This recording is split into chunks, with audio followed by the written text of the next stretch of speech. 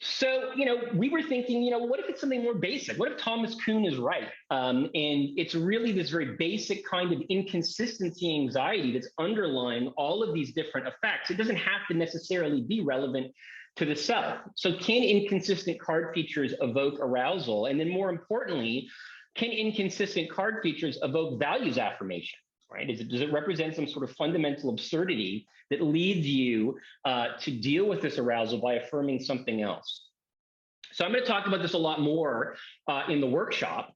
But we thought, well, let's try to measure this arousal, and let's use pupillary dilation. All right. So when you are in a state of heightened arousal, your pupil will dilate. I'll talk about this more. It is thought to be the result of activity of your locus coeruleus norepinephrine system. So we have this brain structure, this tiny little brain structure, and when inconsistency arises, and it's detected by your dorsal anterior cingulate cortex, it sends a message to your LC that something's wrong, and it starts to pump out cortical norepinephrine. And what this does is it makes your pupils dilate. And this happens when you are surprised. There's no surprise there. Or when you experience any sort of cognitive conflict, particularly a task error, something that's sort of an easy way to evoke this. You've made a mistake. So we thought, well, let's look at this, and we'll use a paradigm that you saw there that was Smallwood 2011, a paradigm that Johnny Smallwood had come up with, which is very simple. This is called an in-back task, where you see a series of numbers on a screen, you're told to pay attention to them, and at a certain point, a question mark appears, and you're asked, was the number 2 back odd or even? And you got to try to think back, work back into your memory about whether it was odd or even. And every time one of these numbers appears in the screen, you can see that 1. That's when your pupils will spike just because they're attending this dilation to the numbers. And if you are wrong about whether or not that card was odd or even, your pupils don't quickly return to baseline. They stay dilated. And interestingly, this happens whether or not you consciously know you've made a mistake or not. So even if you confidently report the answer, it was even, and you think consciously that you are correct, your brain knows at some level that you're not correct. And your pupils will remain dilated for another second or two. So we thought, well, let's use a very simple, we'll use the same paradigm, we'll use the same task, but we'll use playing cards instead of just these numbers. So we showed people these playing cards on a screen. As you can see, some of these are anomalous, red spades, black diamonds, and then we would show this question mark, and is this odd, or was the number 2 back, card 2 back, odd or even? But before we even did that, I'll get to the graph in a moment. We activated some social justice values, some completely unrelated values. We presented them with a series of social issues and said, hey, do you oppose or support these social institutions, very similar to the C scale in social psychology, gay rights, the church, prostitution? Do you strongly oppose or strongly support? And we didn't really care whether they were actually left-wing or right-wing. What we cared about was how strongly they identified with these views. So we just created a 50 minus their score to create a kind of absolute score in terms of the extent to which they really strongly held these meaning frameworks. Then we hit them with these playing cards. In a meaning control condition, they were all just normal cards, the between subjects design. In the anomalous condition, some of them were reverse colored. So what you can see, now this is just a graph showing the pupillary dilation leading up to and then following the presentation of this card at this time 1. And these experimental cards indeed are going to produce enhanced pupillary dilation, and then over the course of this general condition, you have enhanced pupillary dilation, because after a while, your brain is kind of expecting these anomalies, it's anticipating that it's going to see something strange. And it was also interesting that this was mainly for folks, or largely for folks that didn't have relatively extreme views. So interestingly, the more extreme your views were about these social issues, the more it actually dampened down, particularly reporting it, dampened down this arousal that followed from having an unrelated meaning framework violated. But at the same time, it was the people with relatively extreme views that took the opportunity to, in this case, affirm an unrelated meaning framework. So here people are asked, imagine that there's this criminal, you're a judge adjudicating the case. This is a classic terror management theory DV. How high would you set the bail for this criminal? And the idea is that most people will affirm their cultural worldviews by setting a higher bail than they would otherwise. And this was particularly true for those who were relatively extreme in their beliefs.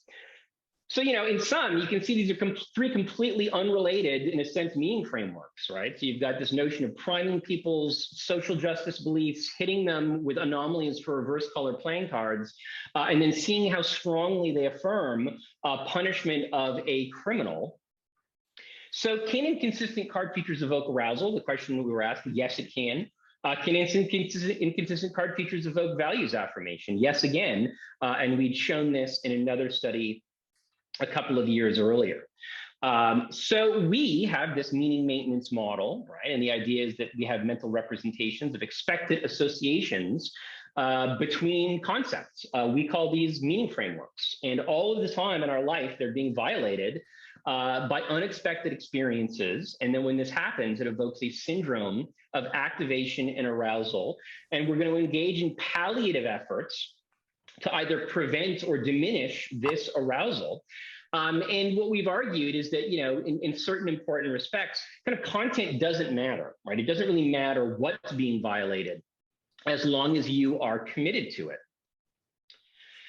So we've suggested, sort of amalgamating many different literatures, that there is 5 different ways that people will deal with these unexpected experiences. So for those of us who have a background in existential or in developmental psychology, we're probably familiar with assimilation versus accommodation. So Piaget's work. So when you're a child and something occurs that you didn't expect, you can either just re-perceive it or instantly interpret it in such a way that it does agree with your pre-existing expectations, thus avoiding the sense of disequilibrium. Or you can recognize the anomaly and actually change your schema to account for that event, which is probably more adaptive in the long term to actually upgrade your theories about the world. What we often see in social psychology is the affirmation of alternative meaning frameworks that may or may not be strongly related to the meaning framework that was initially violated.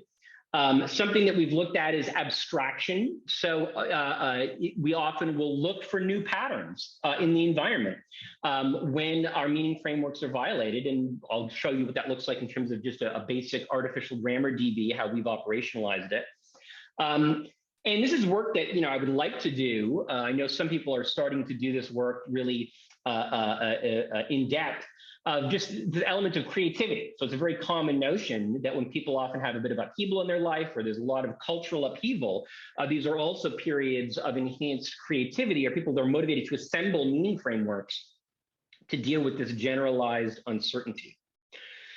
So what I'm going to do in this talk is give an overview of meaning maintenance studies that we've run. I'm going to look at some of the convergent affirmation of meaning frameworks, so different violations of expectation leading to very similar kinds of affirmation efforts. I'm going to look at the role of assimilation in reducing arousal following different absurdities, and the role of arousal in evoking more, maybe potentially even more conscious or effortful examples of assimilation following anomalies. And then sort of try to get into this notion of arousal and the extent to which it's really underlying these affirmation efforts. So what is meaning? Meaning can sound very esoteric as a term. But people really use different terms. We use different words for this in different domains of psychology. We can talk about paradigms and prototypes and internal working models, scripts, action-oriented representations, implicit theories, assumptive worlds, interlocking cognitive affective representations, but perhaps just most commonly, schema or schemata.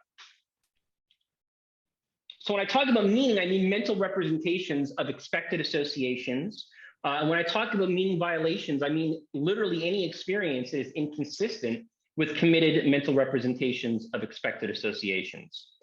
So the idea with the meaning maintenance model is that when any strongly held meaning framework is violated by unexpected experiences, people experience a common syndrome of physiological arousal and neurocognitive activation. And this is something that's very common in existentialist theory, right? So, I did a master's years ago in existentialist theory, and read a lot of these different writers, and they were talking about, for example, Camus, the feeling of absurdity, Freud, uncanniness, and then into psychology, Heider, imbalance. Piaget calls it disequilibrium. Festner calls it dissonance. Now it's often talked about as uncertainty. So just to give an overview of this in psychology, you can start with these new look studies, these paradigm violations. You show participants a Black Queen of Hearts. They experience anxiety, and they will typically assimilate it. They will see it as a spade, or they will accommodate. So there were some participants that did actually notice these reverse color playing cards, and then thought, this is just some weird deck of cards that this psychologist is showing me. And interestingly, they were then, of course, very good at picking out all the subsequent anomalous cards because they'd updated their theory about what they were actually seeing. So if we zip to a completely different field in psychology, the clinical literature, or Ronnie Janoff-Bowman's Shattered Assumptions is a really fantastic book where she talks about how people defend their just world hypothesis, a key meaning framework in the face of violations. So let's imagine that close friends are killed in a car accident. You will experience, according to Janoff-Bowman, a double dose of anxiety. All right, so the first dose just follows, of course, from the negativity of not having these people in your life anymore, people you cared about. But the other dose that a clinician is primarily trying to deal with a client is this just world violation. How could this awful thing have happened to otherwise what I would think, of course, they were my friends as good people? And that we engage in these very similar meaning maintenance behaviors. So we could imagine, well, maybe they were driving too fast, or maybe they were drinking, some way that I can imagine that my just world hypothesis is preserved. Or, I can acknowledge, and we certainly do this over the course of our life, that indeed sometimes good things do happen, or bad things do happen to good people, that these things will occur in life. If we move over to developmental psychology, as I just noted, Piaget talks about disequilibrium when we are faced with schema violations, particularly, or most commonly potentially in childhood, when we have really terrible theories about the world. And it's important to note with Piaget that this wasn't something that was specific to any given domain of meaning. This wasn't about morality and moral development or moral schemas. It wasn't necessarily about self-schemas that he certainly talked a lot about. This was about any schema when it's violated, about this common syndrome of arousal. And this was sort of an idea that was really taken on board with first wave cognitive dissonance theory, right? So the idea is that, hey, we've used this, let's have students argue in favor of a tuition increase. Let's have them argue against something that they wouldn't normally support. They experience dissonance, and then we can show that they will accommodate, so they'll actually change their subsequent attitude. So if you get students who wouldn't normally agree with a tuition increase to argue in favor of one, and then say afterwards, hey, how do you really feel about tuition increases?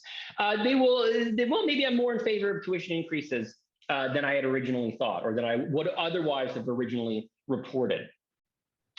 But then into the 1970s and early 1980s, you had theories that were very self-oriented. So folks saying, well, maybe this isn't about some generalized dissonance. Maybe this is really ultimately always about the self. These things have to be self-relevant for people to experience this subjective uncertainty.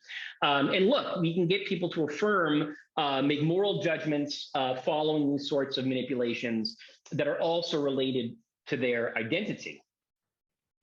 And then certainly in social psychology, terror management theory, this incredible series of experiments and broad theorizing showing that, this most fundamental, of course, self-threat in some ways, that you will die, a reminder that you will die at some point, is leading to this potential terror. And it's very, probably, in terms of what I found, the most reliable manipulation for getting people to affirm with the highest magnitude, certainly to this point, moral judgments.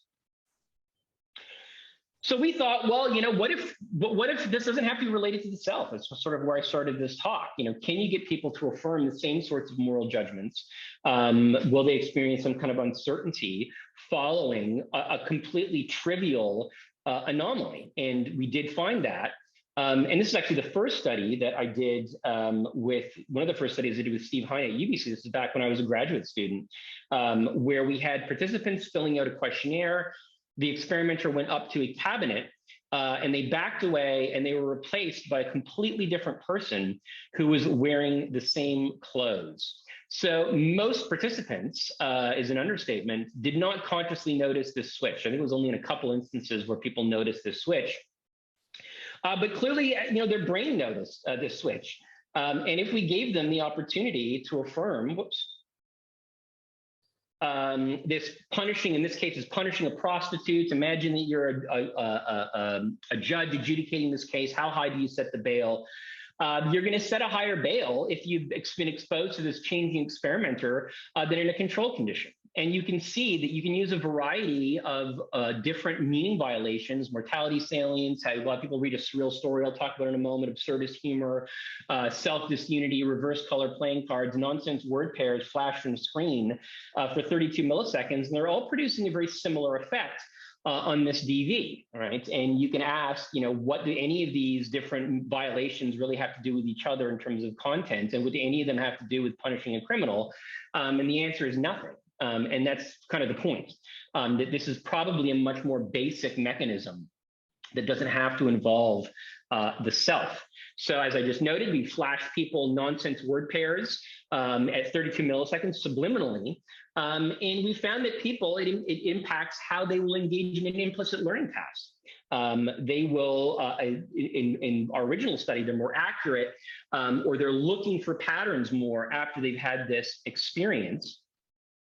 And as I noted, trying to engage in some work now that looks at sort of assembly, like are people more likely to create things and be more creative in situations when meaning is violated? And some of this is to say that uncertainty isn't all bad. Sometimes we always want to communicate to our students, right, that uncertainty is normal and even adaptive. It leads, as we'll note, a higher arousal and sort of positive states. But of course, it's not all good. We all have very negative experiences in life with uncertainty. And yet, it's at the heart of a lot of the arts. So, sort of moving into Freud's insights about this feeling, right? So if anybody here has read The Uncanny, I read this as an undergraduate. It's a very interesting essay. And Freud is reading a lot of this early sort of German expressionistic literature. And this stuff is really weird. But, and he's enjoying reading it, and presumably because there's this arousal states that's associated with it. For those of us here like David Lynch movies and things like that. And Freud is thinking to himself, what is this feeling and what is arousing it? And it's not just things that are unusual. Because, I see unusual things all the time in my life. It has to be a contradiction. So it has to be something that is unusual, but in a situation where I'm not expecting anything to be unusual, right? So there's this term, this sort of unfamiliar familiar, where you put something weird in a situation where you're absolutely not expecting anything weird. So, an example of this potentially is absurdist humor, right? So we were big Monty Python fans when we were kids. I had the brand new Monty Python paperback. And in it is this parody of a series of adventure stories for kids. They were these Biggles stories. Biggles was a World War I flying ace. And this was an actual story, a Biggles Pioneer Air Fighter, where Biggles and Algie and Ginger take off for a pre-dawn raid. Obviously, the Monty Python version is very different. Then, it gets a little hot in the cockpit. They start taking their clothes off, and then they start passing around, illicit drugs. And then, the Red Baron appears, and everybody has sex, and then it ends very quickly, right? So it's very different than the original story. So in this expected condition, what we want to do is make this sort of a normal absurdity, a kind of, something that's actually quite familiar. So we just tell them that, hey, you're going to read this parody of a World War I adventure story. So it's cueing to them that even if they don't know what's going to happen, they are expecting something unusual to happen. So a kind of familiar, unfamiliar. Versus, this is actually the original cover. We told them, hey, look, you're going to read this story. It was an adventure story for young boys. And clearly they're not expecting the direction that it is going to go, kind of unfamiliar, familiar. And then we also hit them with another control condition, essentially, another version of an expected uncertainty, which was a classic punchline joke, right? So your classic punchline joke is that it raises some sort of incongruity. This is almost what a joke is. And then it resolves it, right? So you get a little tension, doesn't make a lot of sense. And then all of a sudden, this thing makes sense and we experience positive affect. So the actual joke that we use is that, oh, well, there's this mime where, there's this zoo and, the big attraction is the gorilla. One day the gorilla dies and the zoo owner says to this mime, hey, can you do me a favor and put on a gorilla costume so we can keep making money here at the zoo? So the mime agrees to this and he puts on this gorilla costume. And one day he is clowning around inside of his cage when he climbs too high and falls over into the next cage, which is a lion cage. And this lion charges up to him, and the mime in a gorilla costume is screaming, help, help. And then the lion says to him, shut up or you'll get us both fired. Right? So lions should not be able to talk. But then, oh, okay, it's another guy in a costume, right? So it is resolved. So we have this control condition, which is an expected version of the Biggle story, the meaning violation condition, which is an unexpected version of it. But keep in mind, it's the same story, right? We're just framing the expectations and then a controlled joke condition. I'm going to skip through this because I'm not sure we're going to have time for that. But when we look at the same sort of DV, having people affirm their moral values by setting bail for a prostitute, what we find is that you have this elevated bail setting when they're getting this weird story that they were not expecting. But if they get it in a way that they expect it, it's not producing the sort of compensatory response. And a control joke, of course, is also not producing this sort of response. So when we talk about uncanniness, it clearly is a kind of meaning violation. And then we wanted to look at another very common experimental paradigm in social psychology, dissonance, and saying, well, is this also something that is a meaning violation? And we can compare dissonance manipulations directly to some other meaning violations to see if we get the same general effect. So same general procedure where we prime or activating, in this case, positive discrimination attitudes. We did this in the Netherlands. We get people to think about their values here. It's a good idea for the Dutch Organization of Scientific Research to encourage the promotion of female academics to senior lecturer, and women must be given more opportunities compared to men to occupy chief executive or general management positions. And then we hit them with 3 conditions. So in the first condition, we have them watch an unusual, but certainly, not in a particularly uncanny way, a film clip, which is from The Wizard of Oz. And then we had them engage in a controlled dissonance condition. So in this condition, you read this really boring passage of these instructions for this piece of equipment, and we say, hey, can you evaluate this? But do me a favor, actually, sorry, no, you have to say that it was really interesting. We're evaluating this, and future people are going to see whether or not, they should read this instruction manual, whether or not it does a good job. And we're going to force people to say that it's interesting. Now, for those of you that are familiar with the dissonance literature, if you force people to do it, they don't experience dissonance because they know why they did it. I was forced to say this was interesting. So in the dissonance condition, it's this same kind of neutral absurdity, this kind of unusual but not too weird a clip, but we give them a classic dissonance condition. So we read this boring passage, we say, hey, however you evaluate it is up to you, but everyone has been arguing that this passage is really boring. And we need some examples of a non-boring, what people might say if they didn't find it boring. Can you do us a favor, although it's your choice? We'd really appreciate it if you'd write a short paragraph that firmly says the passage you read was very interesting. So this is your classic dissonance scenario where you go along with it, but you don't feel quite right about it because clearly it's not what you actually believe. And then in our uncanniness condition, we have people engage in the control dissonance procedure, but then they watch this clip that was from David Lynch's Rabbit. So it's a short film, and you can find it on YouTube, and it's like your classic family sitcom, but with these rabbits and it's silences and these bursts of sound and nobody's talking. So it's very creepy and very unfamiliar. Where you're seeing this is like, oh, well, this is typical. It's like a sitcom and with cute rabbits, but everything about it is wrong. You expect something normal, but you're getting something very unusual.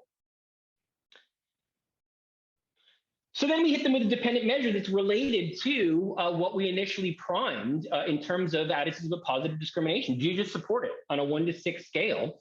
And what we're expecting are kind of convergent effects, right? So the more you support positive discrimination in general, there should be a relationship between that and how you subsequently report supporting positive discrimination.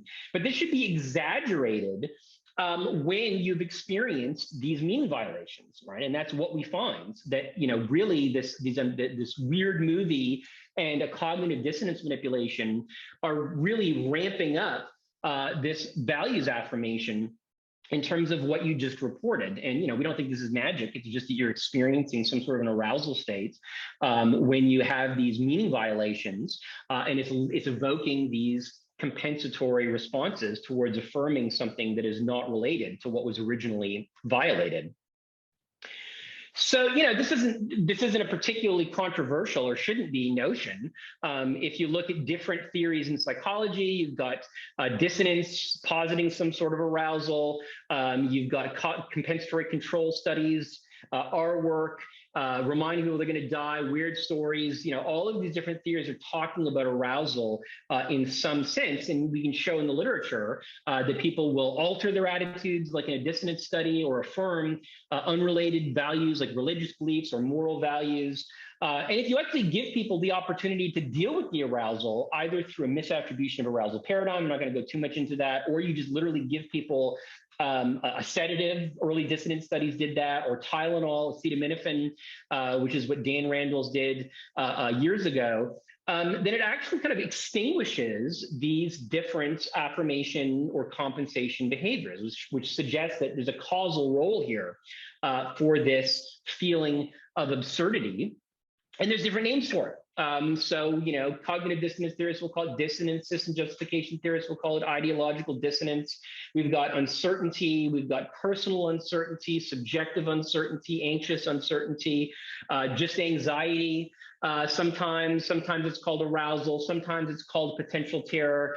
And then, a bit tongue in cheek, we've called it this anxious uncertlibrium, right? Saying that, look, there's likely a very common condition that's underlying the arousal that's being termed and phrased differently in these different experiments.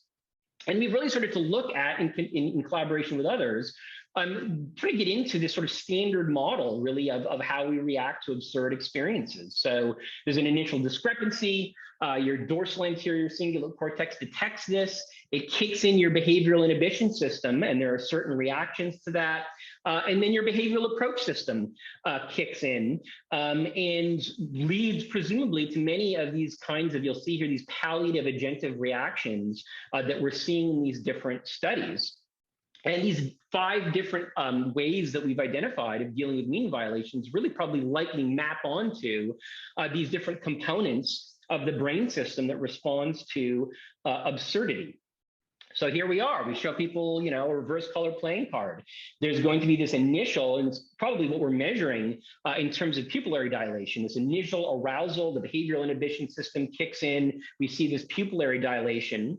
And then we give people the opportunity to act. act in a way that is responding to that arousal. And they do so in accordance with, and people have argued, people with very extreme beliefs actually are very high in behavioral approach motivation. They're the ones that are primarily engaging in this meaning maintenance behavior, even though they're experiencing less arousal. So this is something we can maybe talk about later. Or just, pictures worth 1,000 words. I'm actually going to show this whole clip. So this is a baby, I think, showing this kind of expectancy violation, initial behavioral inhibition system response, and then even a pleasurable behavioral approach system response to something that is unusual.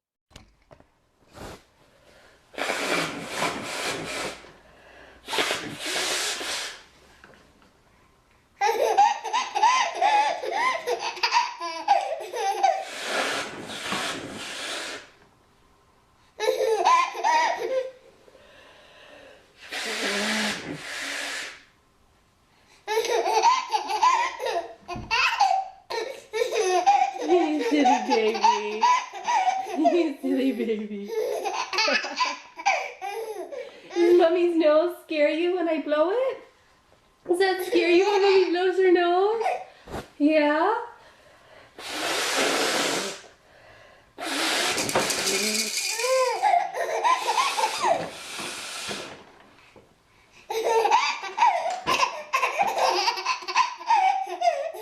You silly baby. Oops. So you can see that this is a very, basic reaction to a pretty trivial inconsistency, right? So if you watch that clip, I think you also find that on YouTube. It's sort of remarkable, these behavioral inhibition system responses, almost these defensive reactions from an infant, the pupils, of course, dilating. And actually, that was 2017. I don't know why I put that as under review. And so we thought, okay, well, now let's start to look at this now in terms of pupillary dilation. Let's start to look at this in terms of how arousal is being impacted by, in this case, the implicit assimilation. So we know that most people, they see these reverse color cards, their brain is aware that something is wrong, even if they're not consciously aware of it, and they're quickly assimilating these experiences. How does that impact the arousal? So this was, my graduate student at the time, Willem Slagers, and this I thought was a pretty interesting way of looking at it. So you've got popular misconceptions, things that a lot of people believe are true, but aren't actually true. So for example, people will commonly use the term schizophrenia as people having split personalities. That's not true. And we present these to people one at a time, and we say, just tell us whether or not you think this is true or false. And then we give them feedback on whether or not they were correct. The obvious ones, either they were correct or they're incorrect. Or we thought we'd create this sort of uncertainty about it. We would say that you're partly correct or partly incorrect. And we were curious to see how people, their brains would interpret that ambiguous feedback, right? So presumably most people want to feel like they're correct. So they might have a motivation to assimilate this feedback to what they would prefer. Or it could be that they have a negativity bias and they actually have increased pupillary dilation when they're told they're partly incorrect, because they will assimilate that feedback to the worst possible outcome. So actually, before we ran this study, I actually, had a little informal poll of different, colleague researchers and said, hey, what do you think is going to happen with the pupillary dilation if you tell people they're partly correct or partly incorrect? And of course, most people are saying, well, if they're told they're correct, their pupillary dilation will decrease very quickly because their brain is happy. If you tell them that they're incorrect, their pupillary dilation should be very high because it's a task error, it's an inconsistency, they don't like it. But I got different responses to partly correct and partly incorrect, right? Where some people thought, well, it might decline quickly because you're going to take that partly correct feedback as though you were just correct. But other people saying, no, it's actually going to have higher pupillary dilation because it's ambiguous, or because we have a negativity bias, because people are going to treat it as threatening information. And actually, sort of similar to partly incorrect, right? That maybe people will just assume, again, that that's good enough. Their brains will assume that and just say, oh, well, I'm correct enough. Or again, elevated because we have a negativity bias, they'll assume the worst, their brains will assume the worst, or it will be treated as highly arousing because it's, again, just relatively ambiguous. And what we found was really interesting. So as it turns out, if you are told that you are correct in a very clear way, obviously you've less pupillary dilation overall, your brain is happy about that. And if you're told that you are incorrect, well, and very clearly told that, yes, indeed, you get elevated pupillary dilation, your brain doesn't like that. But if you're told you're partly correct, you can see that your brain, the pupillary dilation is exactly the same as if you were correct, right? So your brain is partly correct is good enough for your brain. It is quite happy to just assimilate that feedback as though it were just the same as if you were told that you were wholly correct. And the partly incorrect is in this sort of gray zone where your brain doesn't want to treat it as being completely wrong, but also doesn't want to completely assimilate it in such a way that it's just like you were correct. And it's sort of remarkable to think this is something that's happening within, milliseconds of you receiving this feedback, and your brain is already pre-interpreting this feedback in a way and producing arousal states that are distinguishable across these different feedback categories. So what about if we give people the opportunity to have more explicit opportunities to affirm their meaning frameworks? So we give them the opportunity to make a verbal or explicitly cognitive behavior that allows them to assimilate, in this case, again, feedback potentially that they're wrong.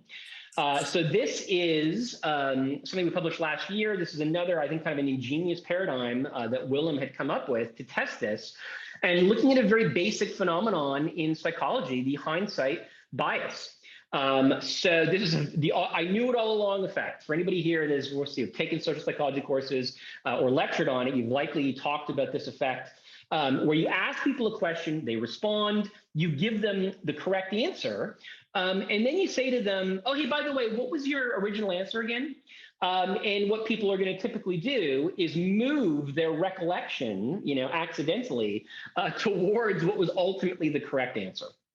So this is actually one of the items we use. What's the longest number of days between the birth of two twins? And, let's say you're thinking, there's complications of the pregnancy. Maybe one child was born and the other 14 days. And you're told this is actually true. 87 days is the correct answer. And then if I say to you, oh, by the way, what was your first answer again? You'll sort of move it towards, I think I said 21, right? You're moving it towards the correct answer. So we thought, well, when we tell people that they're incorrect, and they experience this arousal state, presumably, is that somehow underlying that arousal, the extent to which they engage in this hindsight bias assimilation? So we created these standard scores from 0 to 1 just to see how much difference there was. So for example, if you say at time 1, the answer is something is 30, you learn that it's 40. And then if I say, hey, what was your answer again? And it's the same as your original answer. You're a totally honest person. 0, there's no assimilation. Partial assimilation, as you can see, you're sort of moving in that direction. You say 30, the answer is 40. And then what was your answer again? 35. You're sort of moving in that direction versus complete assimilation, right? So people, and there were quite a few, who they say 30, they give them the answer of 40, and then you say, oh, what was your original answer? And they say, oh, 40, which they did not say. And it was pretty neat, we thought, that indeed you see that there is a relationship between, well, the first off, of course, you're going to get pupillary dilation, heightened pupillary dilation when people are wrong. And in this case, they're almost always wrong. They're very unlikely that you're going to guess the wholly correct answer. But there's a relationship between this pupillary dilation, this arousal, this response to you being wrong, and the extent to which you're engaging in these behaviors to try to make it feel like you were right. Right, that there's this implicit aversive arousal. And, again, this is happening within, within milliseconds or hundreds of a second of you receiving this feedback. And that initial arousal is predicting these subsequent compensatory behaviors. So this is something that right now we're working on a follow-up on this. And I'll talk about this in more detail in the workshop. But we're comparing here pupillary response in a between subject setting. Some people are seeing angry faces. Some people are seeing merely unusual faces. So they're just upside down, but your brain understands why it's weird because it's just the same face, but upside down. And then we have an inconsistent face. So it's upside down, but there's something really wrong about it. It's called the Thatcher illusion. And it's an illusion because your brain, if you look at this inconsistent face, doesn't immediately notice, or often sometimes ever notice, that there's something wrong with it. And what's wrong with it is that even though the head is upside down, the eyes are oriented right side up. Right, and when you flip it around, you can see it's actually quite almost disturbing to see this face. And what we found is that these inconsistent faces are producing elevated pupillary dilation, but it's also producing this, and again using this bond for prostitute, it's producing heightened pupillary arousal, or it's a heightened affirmation. So if you see these inconsistent faces, you're much more likely, or a condition that has these inconsistent faces, you're going to be punishing this criminal more strongly. And that there's a correlation between the pupillary dilation and the extent to which you're punishing this criminal when you see, when there's a condition that has this inconsistent stimuli. So just to summarize, we've got these 5 A's of meaning maintenance. What we're doing going forward is trying to specify the components of this syndrome that are implicated in meaning maintenance efforts, right? So when do different elements, we can talk about activation of the dorsal ACC, vasodilation underlie, for example, behavioral inhibition system components, different compensatory efforts like abstraction and affirmation. Are they specifically tied to these efforts? And something that always comes up is, when are these efforts actually effective in reducing arousal, right? So it's given the fact that we're all talking about this, there's surprisingly, little data that shows that you're having this arousal experience, you're engaging in this compensation, and indeed, that arousal immediately diminishes. It's really sort of tricky to show that, and people have argued it's potentially because it's sparking this effect, arousal, but these compensation behaviors don't necessarily reduce that arousal that sort of sparked this whole syndrome. Why do we engage in one or more meaning maintenance efforts rather than another? So if you think about these reverse color playing cards, often you're immediately assimilating this anomaly, but then you're also engaging in these affirmation behaviors, sort of, which also gets to the previous point that, it seems like this assimilation isn't completely dealing with that aversive arousal. You feel the need, your brain does, to engage in other compensatory efforts. And then, when does content matter? Right. So in a most basic sense, we're arguing, we've shown that content isn't necessary, that you can violate something and have people, affirm something. You don't need to be related in terms of content. But it could be that given the choice, you will affirm something that is related to what was actually violated. So if I violate your sense of, competency in a certain task, and then I give you the choice of affirming something later on, you will choose to affirm what was violated rather than something that was potentially unrelated. So of course, we can identify additional meaning maintenance efforts. Back in 2012, when we had our a psych inquiry on this, one of the responses that we had it was a fantastic one from Jacob Hirsch saying, look, there's maybe an additional A, which is avoidance. Right? That when we experience these sorts of anomalies, we also respond by just avoiding that anomaly altogether. And we actually have some interesting data we're hopefully publishing at some point that shows that with eye tracking, people will look away from the anomalous features in those cards, right? So they have no conscious awareness of the anomaly, but their brain is aware of it and is aversive to look at it. So you'll be looking away without even realizing it. All right, so I want to thank the folks, of course, that I've been working with, as many others, but just my recent graduate student, Jason Hill. I'll be talking about his contribution here in the workshop, and of course, Willem, who was underlying a lot of these studies in arousal, and Steve, who was a fantastic mentor at the University of British Columbia. So thank you for hearing that out. I see we've got about 10 minutes before the workshop starts.